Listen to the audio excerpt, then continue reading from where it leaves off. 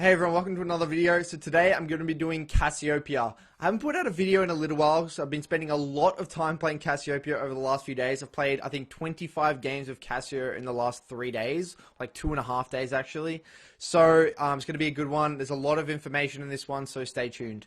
First of all, guys, we're going to be talking about the runes and summoner choice. So I've done a lot of testing here. And so there's 2 differing rune pages that you need to take in differing situations. So first of all, when you're in any matchup that is similar range or low range matchup, for example, you know, versing a champion like Yasuo or even Zoe who's similar range to you, or Ryze or something like that, you should be looking to go Conqueror.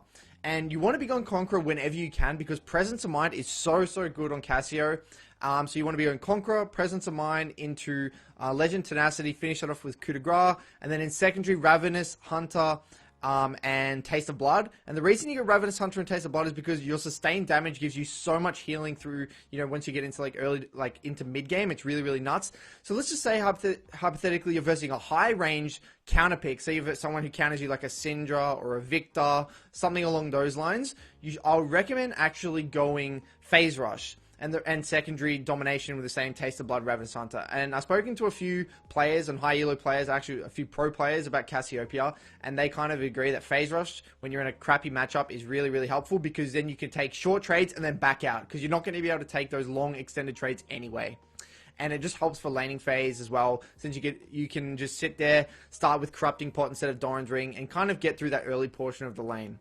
So, diving straight into build, guys. There's pretty much 2 options with level 1. If you're taking Conqueror and playing in any average, like 50-50 matchup or favorable matchup, I recommend going Doran's Ring. But if you're in a tough matchup, like I said before, just start Corrupting Pot. Then you want to be going into Tier, finishing your Archangels, and then going into Rylai's, and then into Liandry's. And then again, you can finish off that build however you like. You can go, depending on the game state. Maybe you need more Magic Pen for Void Staff, you need more AP, go Rabadons, or maybe you need Azonias or whatever. Again, it just really depends on the game state. And so that's like the standard build path. Obviously, there are going to be variations. If you're versing a very AD-oriented composition, you want to be getting an early Seekers. If you're versing a very AP-oriented team, maybe you want to get an early Banshees. But I recommend highly that you want to be getting Tier early regardless. Next, guys, we're going to be talking about matchups. So I'm actually going to start with the bad matchups.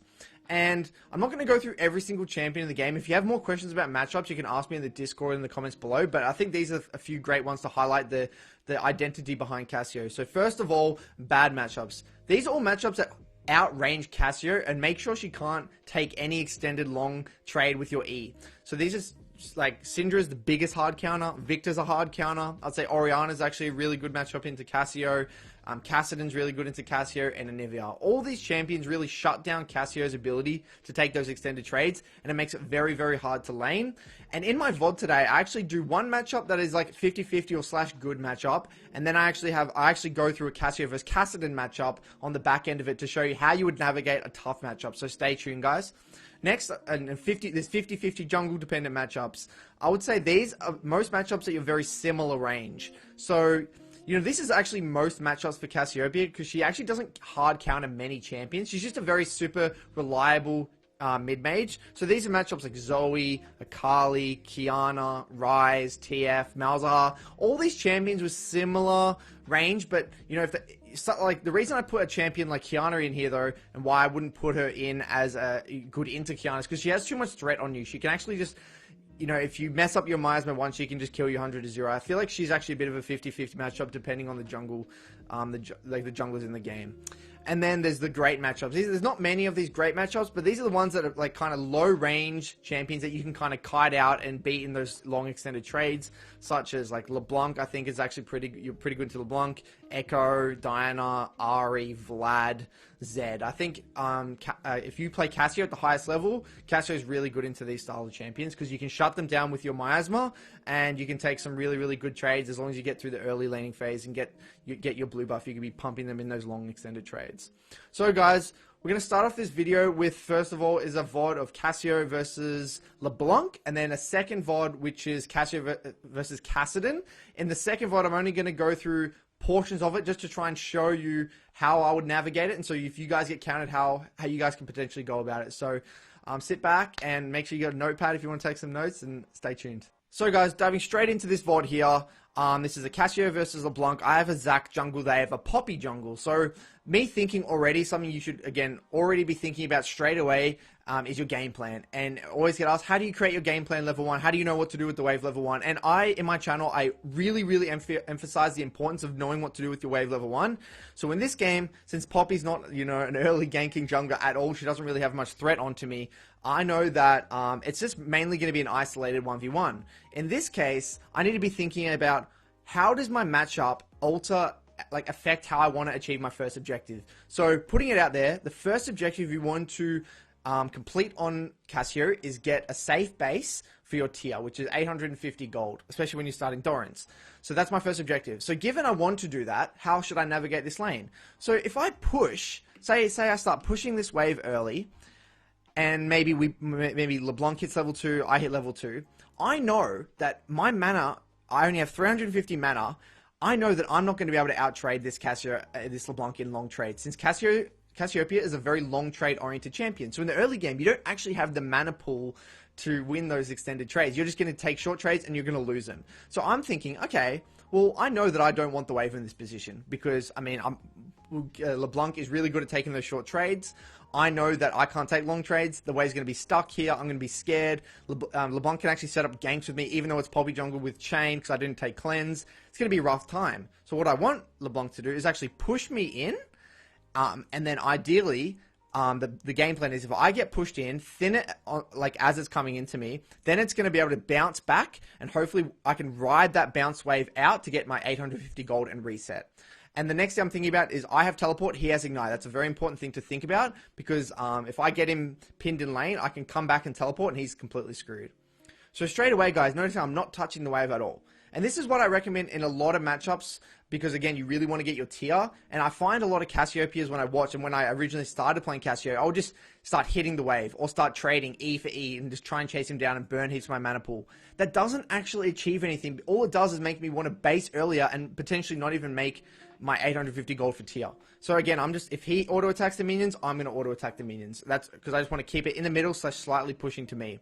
Then I realized I'm slightly pushing to him because I auto-attacked it too many times. So what I actually wanted to do there, notice why did I randomly take this trade out of nowhere? I walked up right next to the minions, forced him to take the W trade onto me, and his W actually hit all these minions. So everything you do in mid lane, guys, has to have an intention. I wouldn't have taken this trade if I didn't need to. But I know I needed him to hit these minions, and I know I needed him to push to me because I kind of screwed up level 1 a little bit here. So then we take this trade, I weave my auto attacks in. That's another huge tip on Cassio, guys, especially when you're playing Conqueror Cassio, just to highlight this one. Notice how when we take this, he takes the W trade onto me and I follow up with E's. Notice how I just don't E. I E auto. Ready? Auto attack, E, auto attack, E, auto attack, bang. So that trade ended up being okay for me, but again, notice how, yes, it's an even trade, but again, he has more sustain than me. He has biscuits and corrupting pot, and I know I need to stay in lane for such a long time compared to him. He can just base for a Dark Seal where I really don't want to do that. So now I know it's going to be pushing to me, so I'm just trying to thin it a little bit so it doesn't get out of control. So I know it's already pushing to me right now. So I'm really happy with this so far. This is in waves, it's in a decent spot. And I had to use one health pot just to stay a little bit healthy. But yeah, I know it's pushing to me, so it's not a big deal here. So again, when you're playing mid, you always need to be thinking about your first objective. You always need to be thinking about the identity of how you want to play your lane. When I've been doing coaching, I always see people get themselves into really crappy positions because they don't know what they're doing in terms of their champion. They don't know what they're playing for. So they just take trades for no reason. So really try to think about when you go into these games. And again, he takes these trades. And look at this. Notice how, guys, I'm tethering him. I'm really staying really far back. So if he does hit me, I'm staying all the way far back here. These minions are all going to start to hit him, which means his minions are even going to push harder into me. And it means he's just going to take a really crappy trade. So I'm happy to take this trade if he wants to take that. Just thinning it as much as I can. And I'm walking up here knowing that he doesn't have W and getting sneaky little E's to last hit because he used his W on me, so I know it would be on cooldown. At the moment, I'm actually up in CS because there's more minions on his side, and we actually have EM in CS, so I'm pretty happy with that as well. And notice that this is really good. It's going to crash into me. He can't really punish me under tower. The only downside of this strategy, and this is a big weakness of Cassio, is that Cassio's such a weak early scuttle fight, rift scuttle fight, scuttle crab fight, sorry. Because think about this, if there's a scuttle fight right now, I mean, I'm just going to go so quickly. I don't really do much damage. I have no mobility. I'm super immobile. I'm very vulnerable. I don't want to go to this fight. So generally, you just want your jungler just to trade scuttles at this point in the game, knowing that I really don't want a fight to break out. And the good thing about Cassio, when the waves crash into your tower, it's really easy for you to CS under tower with your E and your Q. And you really want to minimize the amount of Qs that you're using in lane in the early game. I actually learned this from a pro player I was talking to about Cassio, and he was saying the biggest problem because I was versing him a lot in solo queue, and he said the biggest problem I see when you play Cassio is you use Q too much in the early game, and because it's so, you should only be using Q when you're willing to follow up with E. Just using Q on its own does no damage or very little damage, and it's not very mana efficient. So try and only use Q. You only see me use Q when I know I'm going to try and take an extended trade, or I need it to CS a few minions. And I pinged LeBlanc a lot when the wave was crashing because I did not want to contest anything into river here. And now, look at this. This wave all crashed in, it crashed into my tower, and now it's on its way out. Now I'm thinking, okay, I'm looking at my gold, 662 gold. I'm getting close to my tier. So now what I want to do ideally is start to play a little bit more aggressive, use the fact that I'm going to have a minion advantage in a second when my next wave crashes, and then push this in and reset for my tier. That's what I really want to do. And this is what I recommend in so many matchups. You can do it's not just versus blanks, versus a lot of close range matchups. Let them push in level 1 and 2, level 3, let it come to your tower, bounce it back out, then reset for tier. Notice, guys, and the other reason not using Q early game too much is because when you go this specific tree, you're going Conqueror, which means you're not taking Mana Flow Band. A lot of other mages take Mana Flow Band, which you can usually say, if I was taking Mana Flow, say I was going Phase Rush, I would actually try and occasionally poke with my Q just to proc my Mana Flow. But since I've gone the Scaling route, I've gone Conqueror, like using Q randomly is really not going to do anything. And now, again, hit less last hitting minions with my E, pushing this out. Now notice how I've got my minion advantage. I'm auto-attacking the minions a little bit more. If he takes these trades, it's really good for me because he's not hitting the minions. And look at this. He goes into me like this. I'm standing behind the minions, so it's really hard for him to E me. And then next, I know that he doesn't want to take any more trades, so I know I can just Q here. Because I know he wants to abort mission out of this trade. So I just Q there, bang, and try and chase him down with ease. I get one E, but then he gets his corrupting pot, so he gets a bit of movement speed here. It's fine for me. Now I'm just going to continually push this wave in, and look how good this is for me. I'm getting 800 gold now, getting very close to my tier. I'm pushing this out. He doesn't have teleport, and I do. And I have this huge wave stacked up. LeBlanc and a lot of mid-mages are really bad at clearing waves like that. And now I just base. Look at this. He's going to struggle to use all his mana on trying to clear this wave. It's crashing into the tower, and now I get a free reset. And I actually don't. I buy a pink ward in my tier. And look at this. Since he can't really shove the wave out, I don't even need to TP. I end up just walking and saving my TP. So I get a full free reset as Cassiopeia into LeBlanc here. I got a full free reset. Look at that. And now he's stuck in lane with Ignite. He's got no mana, like half HP. He's got one corrupting pot left. And now I've still got both summoners. I've got full resources. I'm in a really, really good spot right now. So now that I've achieved my first objective, what do I want to do? And this is actually tying in, I didn't actually talk about this before. This is why I also recommend teleport. Since Cassio is a very item-reliant champion and quite a weak early laner, I find TP is so great. It's similar to TF. It's really good for that first recall to make sure you don't miss too much CS just in case you have a rough early laning phase. Come back, get your first item, or stay long enough in lane that you can come back, get your first item, and then you can start to operate normally. And it's a win-win if you don't have to use teleport for the first first item, but you know it's a really good emergency item, summoner. Sorry, if you feel like you don't need teleport, I mean I always recommend teleport. But say maybe you're versing a Yasuo or something like that, just take exhaust. That's also fine. But again, note it's going to be a lot harder for you to base for tier without losing a bunch of CS. Now in this specific situation, he has Ignite, and then I have TP. So now my mindset is, okay, well, I've got full resources. I just want to keep him in lane. The longer now, I'm just stacking up my tier. He's not going to be able to punish me. And Poppy has very low jungle threat on me. And Poppy showed bot ganking before, so I'm all good. I'm all sweet right now. I'm super happy. And notice how I'm not letting him push it out. I'm just kind of keeping it. I don't even care that it's outside his tower. This is all so good for me because I'm just already, I outscale LeBlanc so hard. Me keeping him in lane is just so good. Me getting free laning phase is so good. So I actually ward this here to allow, because I knew Zach was heading into river, so potentially set up a gank. When you look for ganks like this, what you really want to do, and a huge tip for Casio, is use your W, your miasma, to keep them in place. So let's just say LeBlanc walks up here. If I W and then Zach, because she can't W and she can't flash, Zach can then land his abilities and then we can chain CC. The usage of miasma in general for Casio is I can't even say how important it is. Like, it's super, super important. If you just throw out your W all the time for trades and you're not going to have it to set up ganks, it's just really, really bad. You really need to be concentrating on when you want to use your miasma. And I'll show it's a perfect example in this specific trade. So I'm just keeping on poking him here. E. He goes in on me. And I thought that he was just going to do a short trade, but I didn't know he actually hit 6. So I thought he was just going to do a QW and pop back to here. And if I knew that if he just popped back to here, he'd be stuck on miasma and I could just chase him down and kill him because he couldn't flash. He wouldn't be able to flash here. So I actually choose to put my miasma here. But he actually hit 6. So he gets the double, he gets the ultimate on me. And we end up just trading kills here, unfortunately. I take a lot of minion damage here. Which, this is still really, really good for me. He uses his ignite and he loses all this farm under tower. We trade kills, which is fine, but he loses all that CS. And this is still completely fine. So, ideally, if I was a next level, if I was a little bit more next level, what I could have done is notice that looking at my XP bar, he's going to have a little bit more XP because he stayed in lane. I've maybe missed a little bit of CS. He gets 6 like that. I would have just miasma'd on the ground here. And then Zach could have just jumped onto here. And it would have been free.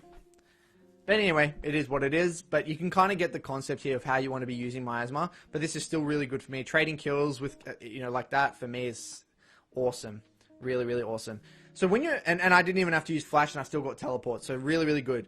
Before we go into this next part of this game, I recommend when you're versing a heavy, like someone who really constantly wants to damage you, whether it's like a Zoe, sometimes like Orianna or Ryze, any of these champions that like really just constantly poke you, sitting on an early null magic mantle like I've done here can really, really help you win trades. So that's something I recommend. Now notice now I get to TP top. Now I've conserved my teleport, and now I get to teleport for free to a side lane, knowing that LeBlanc has to, look at this, the way he's still crashing, he's losing all that CS mid. I know that he can't go to this play, he can't respond, he has to go mid. He's losing a bunch of farm. So I get a free TP to a side lane here. I ward there, I focus the person, that Poppy, and Zach ends up backing me up, and then we get a really nice, we kind of just clean these guys up on the back end. Kill this Poppy, bang, and then we end up like finishing up this Mordekaiser here on the back end. Mr. Q, unfortunately, but I end up getting a double kill. So again, you may say, oh, that's just super lucky, you happen to just TP. No, I sow the seeds of success like way in the past by playing my lane really perfectly, generating TP advantage in lane so I didn't have to use it in lane, pushing the lane out, making sure LeBlanc had to catch a wave, and then not losing much CS myself, and then you create the opportunities by playing great League of Legends. That's how League of Legends works. It's all these small wins generate into bigger wins. That's like generally how you want to be approaching League of Legends. So now I'm in a super, super good spot here. I'm scaling up. I pretty much win now all 1v1s versus LeBlanc now. I'm sitting on this null magic mantle as well. I've got decent farm here. Poppy, I know that Poppy doesn't have much threat on me. I'm 3-1. So right now, my next objective, you ask, what's your next objective? I really want to get to my Lost Chapter. Lost Chapter is an absolutely massive item spike. I love getting Lost Chapter on Casio once and working towards my Archangels. That's my goal here. And it's basically an item. My next objective is items from now on. Now, we go for this little trade. And any of these extended trades, I'm super, super happy with here. Like, I don't mind this. So I miss my Q here. I E. And it doesn't matter if, like, the other tip here, it doesn't matter if you don't hit them with the Q and the poison. Just E them anyway, and this is going to help stack up your Conqueror. So anyway, I'm just E, Q, E, E. And again, the beauty of Cassiopeia, especially when you get early kills, is gonna your Ravenous Hunter is gonna be stacked up. So I heal so much from just using my abilities on the minion wave. I've used pots, yes, but I heal so much from just straight damaging minions. So it's really, really OP. And notice now I've got my tier. I don't need to worry as much about my mana conservation. But again, I don't want to be going too crazy. So any of these fights is so, so good for me here. And I use my ultimate. Like, I kind of failed my ultimate before, but, you know, it's not a big deal here. So, I end up ducking out of vision here, getting priority, getting this this plant. So, now I need to be thinking about, okay, generally when you're playing Cassiopeia, similar to Orianna, rather than just pushing and roaming this early on, you want to be kind of pinning the enemy in the lane. Since LeBlanc has to push me in and roam around the map or set up kills on me, if she's not doing that, then I'm winning. So, yes, it's less effective than roaming all the time, but I kind of felt in this game, I had the feeling of, I just want to shut down Cassio. I want to continually farm up. I want to get to my lost chapter. I don't want to throw away my lead too much. So I kind of wanted to just constantly keep this, this Cassio in lane like this. And look at that. Look at this. So I know he's going to walk up for this minion here. And knowing the range of my W, I just throw out my W, get a nice little extended trade. If I had my Q initially when that trade was going on, I would have killed him. I got a little bit cocky here and flash for him, but he ends up just escaping, which is actually bad. I actually don't recommend using flash aggressively like this. I should just have taken this trade and then let him just back off. And the reason, again, this is important, is because Cassio is such an immobile champion that having flash is threat in itself, because people don't want to come near you knowing that you have flash. So now that they know I don't have flash, they have a lot more threat on me. So now that I have enough gold for Lost Chapter, I quickly base for Lost Chapter, come back, knowing that LeBlanc really struggles with clearing cannon creeps. I can come back, get my blue buff, come back to lane, and now I'm absolutely popping again. So now I've got my Lost Chapter. I'll either want to be doing two things. I want to be pushing and moving and helping my sides, or keeping LeBlanc pinned and poking him under tower, knowing that it's really difficult to gank me. And then I actually see Poppy and River. It's a good habit to get into in between waves. Just constantly check this dot brush and keep it pinked, especially when you got ahead. So this, again, is going to allow me to play very aggressive. And since LeBlanc is quite a difficult champion to gank, and like generally when you're ahead, there's two options. You can let them push in and kind of keep it frozen in this position, but since LeBlanc is such a good roamer as well, I don't want to give him the space to be able to roaming to sides. So what I want to do is constantly pushing him in, and me be the one who's getting to the skirmishes first. Yes, I'm not really kind of punishing LeBlanc too much here, but again, by me shoving in the wave and not interacting with him, I'm actually winning. And now we should be playing for dragon fights. We can play these river skirmishes. And I'm going to get to all these fights first. So again, a fight breaks out in the bot lane. I'm already moving down, having placed my pink in the river before. And it's looking great. I come over here, get a nice little double ultimate, bang, doubles freeze. Alright. Pretty self-explanatory stuff here, guys. Just stepping you through the micro. Yeah, pretty self-explanatory. Keeping them poisoned, making sure they're using your E as much as you can, stacking up your Conqueror, auto-attacking whenever you can. But not a big deal. But again, I'm 5-2 right now, absolutely popping. Got my Archangels now, working towards my Rylai's. And now, this is actually gets to a state, when you're ever in a position where you're super, super fed on Cassio, I actually fall down a bit of a rabbit hole, and I'll kind of explain what I mean here. So, I end up taking some really good trades here onto LeBlanc like this. These long, extended, heavy trades, I'm completely fine to take since I heal so much. Now with my Ravenous Hunter, he just can't compete with me in lane anymore. And I take these really, really awesome trades, again, continuously onto this LeBlanc. Poppy can't get anywhere near me. Again, it's just normal threat assessment. And in this game, I got so cocky, I just wanted to completely shut down this LeBlanc. So instead of pushing and moving, I should have really looked to, after we got this dragon like this, so I should have actually moved my pink onto topside, pinged Rift Herald way earlier, and then actually constantly roamed to kill this Mordekaiser, because he was actually pushing in this Aatrox. And this is a tip, not just for Cassio, but for when you're really looking to push your lead, because I've kind of explained how you can get leads on Cassio in these sorts of matchups. But generally, you want to be identifying how are you going to push your lead. So I know that it's very difficult for me. I mean, I can slowly chip this tower, yes. That's fine. But now, given that I've got a roam off bot, I've used my ward that I set up before to get that roam off bot, secure this dragon off you know, off the back end of getting kills for my bot lane, etc, etc. Now I should be thinking, what do I want to do next? Well, this Riftail is the next objective. If I want to play for this Riftail, I should be moving my pink onto this top this top dot brush. This is also going to create more opportunities for me to potentially roam up river and kill this overextended Mordekaiser who's actually beating my Aatrox in top lane. So that's what, and instead of that, I see LeBlanc super low in mid lane, and I choose, instead of roaming top here, to just get another plate mid and constantly just poke and keep LeBlanc in lane, which is, again, another win condition because I'm getting super far ahead, LeBlanc's getting really far behind. But again, I just don't feel like it's the best way to... I don't feel like it's the best way to actually carry a game. Yes, it's good to get a lead, but it's not actually contributing as much as I can to the team. Another tip here, against LeBlanc specifically, when his clone is up, you should just use your E on his clone just to keep stacking your Conqueror. I actually get to 10 stacks of Conqueror because of his clone there. And that's just another tip, just because, you know, even if you don't land your Q or whatever, it's just a good habit to get into is constantly E targets around you just for Conqueror, even if you don't land your Q or it's a clone, it doesn't even matter. Same for Shaco, etc. And yeah, notice here, I get a plate, and I'm constantly feinting using my ultimate here. But even, it's so risky. If I miss my ult, I just don't have it for other fights. It's just not, this is just not pushing my lead as fast as I could be. And yes, I'm getting ahead, but it's not helping the team. There's fights breaking out bot, there's fights breaking out top. It's just not optimal here. So I kind of skip forward a little bit. I eventually finally realize that I'm wasting my time, and then end up roaming top and killing this Mordekaiser. But it should have been a lot. I should have done this like 2 minutes ago. And I think this is something that you guys can learn from me, my painful experience instead. But I think it's a good tip.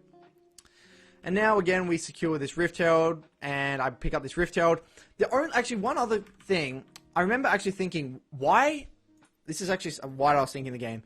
I really wanted to get to this tower to 2 plates, because if you get the tower to 2 plates, Rift Herald ends up one-shotting it, because it always gets 2 plates no matter what. So if you get these 3 plates first on your own, and then you get Rift Herald, and then you Rift mid, it's free. You just completely break the mid tower. And once you break mid tower as Cassio, that game's over pretty much. So then I roam top, then we get the Rift, and then I come mid instead of basing, because I really wanted to Rift mid and break it. So what I end up doing is now Rifting mid, having chipped it before, and then we just get a free tower. But now it's been so long that it's post 14 minutes that I could have killed it from any amount of HP regardless. So that was a bit of a screw up from me.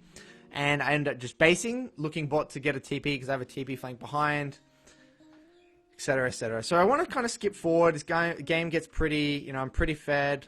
Now, as Cassio, generally kind of differing to other mid-majors like Orianna and Syndra, is that you're actually very good in the side lane once you've gotten to your second spike.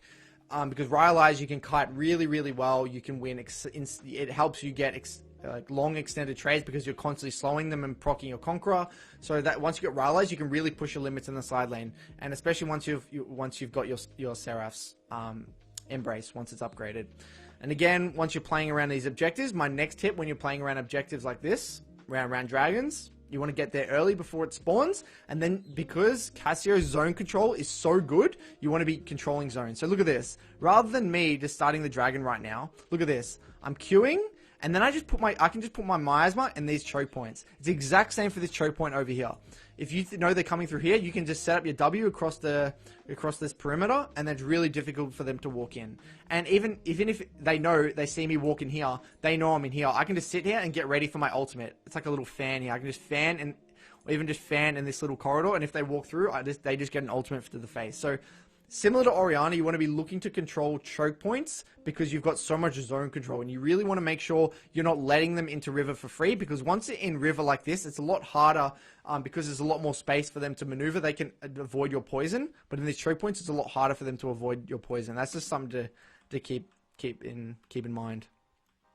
And then I start going to the side lane, like I said here, and again, not really much I can do. Look at this. I slow this Mordekaiser, sidestep the E, proccing my Conqueror, and I just pretty much one-shot, like, you know, not one-shot, but, you know, he can't even touch me anymore. So this is, again, what you're going to be doing to people in the side lane once you've kind of farmed quite well. You know, you've gotten your 2 core items, getting quite out of control at the moment. So let me skip forward a little bit now. Pretty self-explanatory here. Just grouping with a team. Before we go into the next VOD that we go over, I think it's important to note that as Cassiopeia, generally what you want, one thing that you can catch your teammates off guard is, I remember here, Poppy was not in the vicinity. Cassio is extremely good at doing Baron. So, especially in the lower elos, junglers or teams that you're versing aren't gonna, especially when you're fed as Cassio, they're gonna underestimate the speed of your Baron. So, you can actually do Baron really, really, really fast if the jungler's not there. So, you can call for sneaky little Barons. And you can actually tank for quite a while once you've, because your Ravenous Hunter is going to be stacked up. You're going to be healing a lot. And you can even use your Saris to soak a bit of that damage. But you can actually do Barons really, really quickly. So, pretty self-explanatory here. And then we just end up playing a team fight out. Let me get to the juicy part of this team fight to explain some micro here. So I kind of maneuver around here because I didn't want to be front to back and have to walk through this MF ult. So I actually walk around the side. And then I can get onto this MF. I get a nice little Q, E, E, E, bang. Next target, hit the sonar, E. Try and cut him off, hit another. Actually hit that Q as well. I maneuver around here. I actually didn't think Zach was going to go in. And I come back around. One thing about Cassio is that hitting skill shots, hitting your Q is super, super important. Cassio is a very difficult champion. He's not someone I'd recommend for beginners. It's actually a champion that requires quite a lot of micro. It's quite micro intensive. So if you're looking for an easy champion to play, this is probably not the champion for you. But if you're looking for someone to actually climb and put a lot of time into a champion, Cassio probably is someone you're going to find quite enjoyable. So now what I'm going to do is go into the second VOD and kind of show you what you do in an unfavorable matchup. So jumping right in, guys, this is Cassio PR versus Kassadin. I have a Mundo jungle, which is not optimal. This is pretty much one of the worst matchups for Cassio PR. But I want to show that it's not unplayable and that there's things that you can do to utilize Cassiopeia's strengths and play against Kassadin in general. So notice here I'm thinking about my level 1 plan. When I'm playing range into like a melee champion, I generally want to, especially when I'm not versing like a super level 2, level 3 gank-oriented jungler. Echo can gank level 3, but his ganks aren't exceptional. So I know that I can build a wave into him and punish him with auto attacks. Notice how this is already going to be completely different to when I verse LeBlanc. When I'm versing LeBlanc or a range champion, I want to get pushed in and then I want to kind of bounce it back out. But I actually want the opposite. I want to push them in, let them bounce it back out, make them vulnerable to a gank and look for a kill on them or just reset. But so what I do straight away, I auto attack the minions. I'm constantly auto-attacking the minions here to get a minion advantage. Once I get a minion advantage, I can start to build a wave. So notice already what I did there. I'm tethering Kassadin as much as I can. So I know that he wants to walk up and Q me. So look at this. As soon as he walks up to me, I walk up, I walk back, constantly tethering him, trying to stay at max range so he doesn't get free Qs onto me. Getting that range minion advantage. So once I get this in minion advantage, it's going to be a lot harder for him to walk up in Q because he's going to have to spend a lot of time auto attacking minions or using his abilities on minions. He's taken fleet footwork and teleport, so he's going the full sustain build. So it's really difficult for me to punish him. So I'm starting to get this minion advantage, which is, again, I do this a lot of these matchups versus Kassadin. And I'm just auto-attacking, starting to get this minion advantage. And what this is going to do, as you'll see, is I'm starting to weave in auto-attack soon. Whenever he walks up, I'm auto-attacking and getting an E. Auto-attacking and looking to get an E. And I don't E there because I knew he was going to Q, so because he could spell shield my E, so I'm just auto-attacking. And then I get a nice little Q off in the back. And notice how already, this is so different to this last matchup. So different. So my goal is to push it in like this, auto attack as much as I can. I've got him to already about half HP. Auto attack when he tries to CS under tower. Auto attack again, constantly harassing him as much as I can, but constantly walking back so I don't take too much minion damage in the meantime. Now, what I do ideally is this wave should be now pushing back towards me. So I actually mess up a little bit here because I get cocky for I get a nice little deep ward. So onto the ramp. But now what I do actually do, I get a little bit cocky and hit a Q on him. But he does the thing where he sits in these minions. So if I hit a Q on him, it actually hits the minions as well. Look at this. So I get that auto attack because I was scared to Q, and then I get cocky. You'll see in a second here. Because this is fine. This is actually going to push out towards me. And then if Kassadin's up in this lane, I can potentially chase him down or potentially get a gank on him. Auto attack again, constantly auto attacking. Bang. And then see how I queue the minions? And then it actually completely screws up my minion wave. Because it's actually slow pushing out to me. But because I queued that, it's actually going to keep it in this position. So it was actually really, really annoying. That was a big mistake. But luckily, Kassadin's auto-attacking the minions a lot, so it's actually, he kind of helps me out a little bit. And a lot of people, again, they're going to do this in every elo. They're not really going to know what they're doing. They're just going to auto-attack the wave constantly. And I've burnt 2 of Kassadin's corrupting pots. I've only used 1 of my pots. Yes, this is, this is still good for Kassadin because he's scaling up. But again, it'll make a lot more sense as this plays out how you actually navigate it. This is just, I'm doing the best I can given I don't have a gank-oriented jungler. I'm doing the best I can given he's taking fleet and sustaining up. And I'm in a huge counter matchup. So I'm kind of, and again, my objective still hasn't changed. I really want to still get to, ideally I want to get to my 800 gold.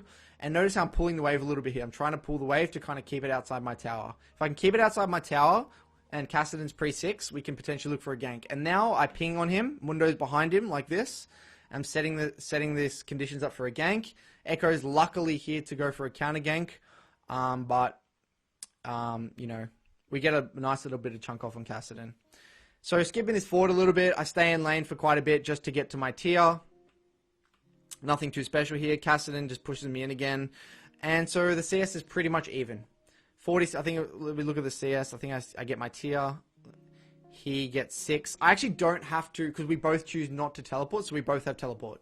So now look at this. So, again, my objective has not changed. I want to get to my lost chapter, and what ideally I want to do now I can't build waves into him anymore. If I build waves into me, he can just chase me down the lane. Now this lane has turned into who can chase the other person down the lane the most. So now ideally I want to have the wave in this position over here, and then if he riff walks in, I can chase him on the back end with Q and E's. So look at this, he riff walks onto me, I get a Q, E, E, E. So this is what I want to be constantly doing, is let him push me in, but then chase him down the lane with my Conqueror. That's what I ideally want to be doing. And it's a little rough now because he's got Blasting Wand and I've only got Tier, so he's definitely stat checks me. And this is like the roughest part of the lane right now after first base when I have Tier, because Tier really gives you no stats. It's not a very good laning item. It's a very good scaling item, but it's not a good laning item. But I still know it's not the end of the world here. By keeping in this position, it's very hard for him to chase me down and riff walk onto me, because if he uses his riff walk here, he's going to be super, super vulnerable.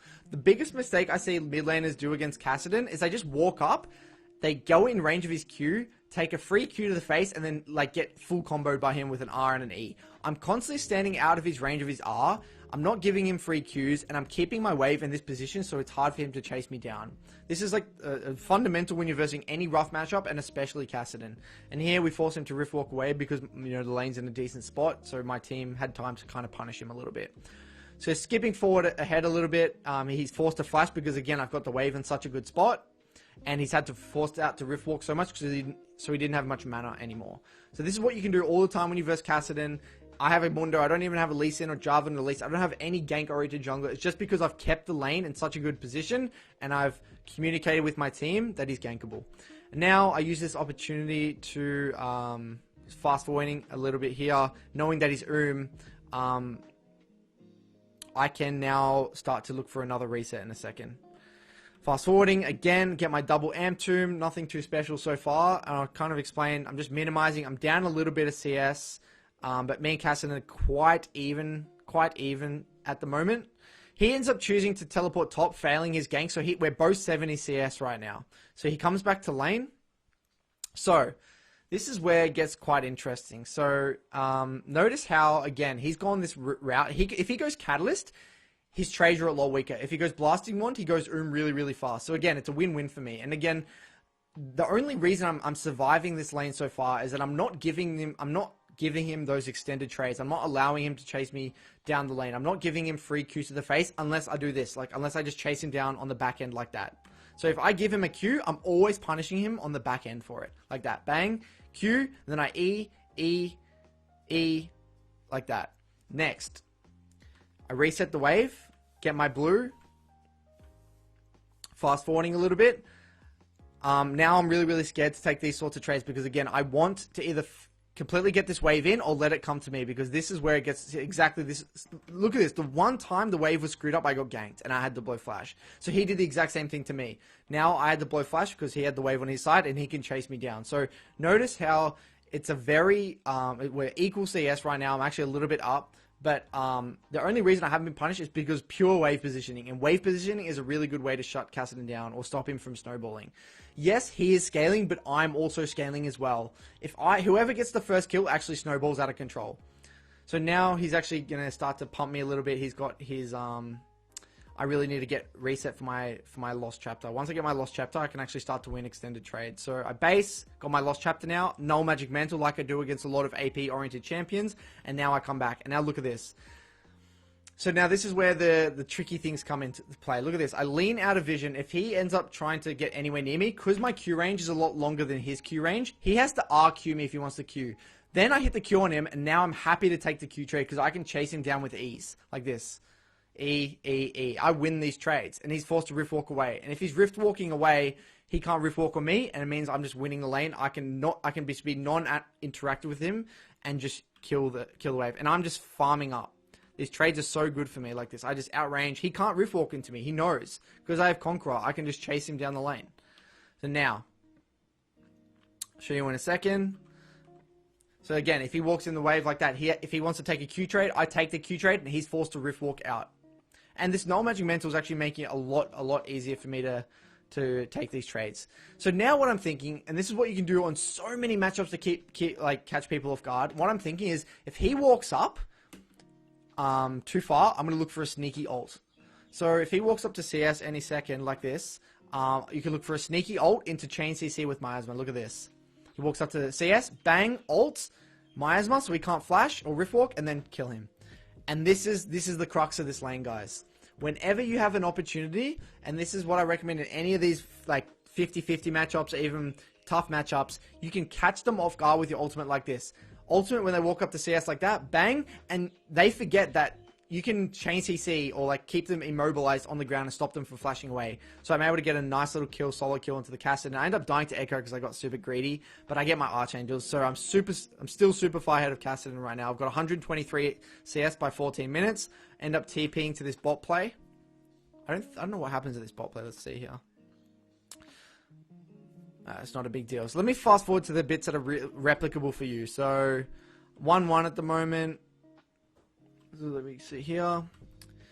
Again, constant either pushing him in and non-interacting and getting to skirmishes first, or like this, you'll see in a second, hiding out of the bush, getting more poke when I can, and then looking for sneaky ultimates. And again, I do the same sneaky ultimate trick again. I just walk at him, ultimate, and because I do so much now sustained damage, he won't expect it. Ult like this, bang. On the Miasma, he can't flash even when he's out of the stun, and he just dies. And yes, you can say, I mean,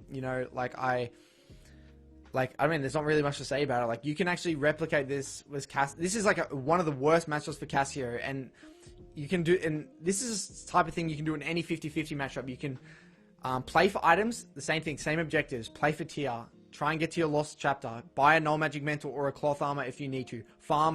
Be very, very patient. And then once you see that opportunity, you take it with your ultimate, and then you bang, using your Conqueror, sustain damage, EE, and you'll just destroy people. And now I have so much room to move. I've got that mid tower. I'm able to roam bot again and get another little double kill for my bot lane. Get a double kill Thresh here.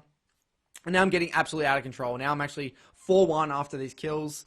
And now Kassadin can't contest me for the rest of the game. And just to prove it again, I'm in the side. Once I go into the side lane with Kassadin here, look at this. He's got his Rod of Ages and his tier.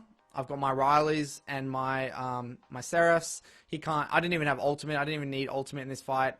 He can't beat me in extended trades anymore. So I wanted to kind of show you these two differing VODs to kind of show you the differing ways to play Cassiopeia and the importance of having a game plan. So my biggest tips, just to summarize here, it's extremely important to have a game plan. It's extremely important to play very patient as Cassio and play to your items. It's extremely level and item dependent. So you want to play nice and slow, nice and calculated.